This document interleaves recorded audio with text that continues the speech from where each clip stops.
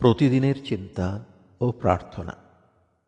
৩০শে জানুয়ারি, দিনের প্রধান চিন্তা।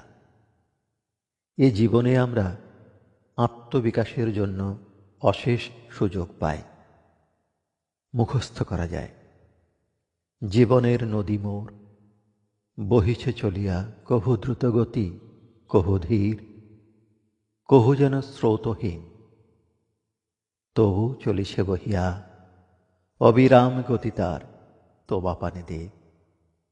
খুঁজিছে তোমায় ওগো আনন্দের জীবনের মহান সাগর, মিলাইতে তব সাথে ক্ষুদ্র ধারা তার, লোহিতে পূর্ণতা নিজের, তোমারই অনন্ত অসীম বারিধির মাঝে।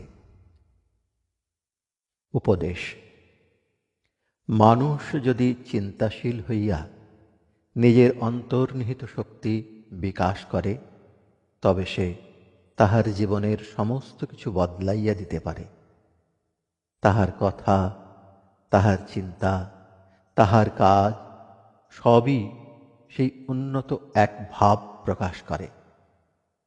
তাহার জীবনও তখন আদর্শে নিবেদিত হয় এবং সে সংকল্পে অবিচলিত হইয়া থাকে।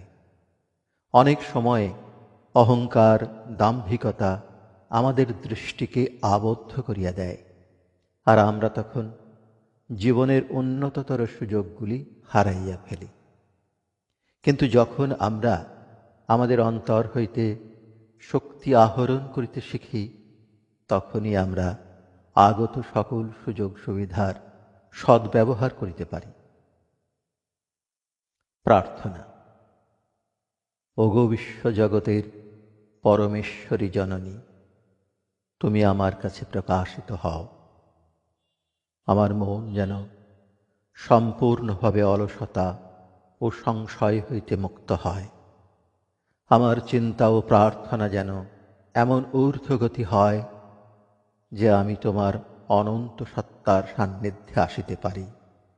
আমার এ হৃদয়কে এমন ছন্দময় এবং শান্তিময় করো যেন তোমার পূর্ণ আবির্ভাব আমার মধ্যে প্রতিষ্ঠিত হয় এবং আমি যেন তারই জন্য প্রস্তুত থাকি।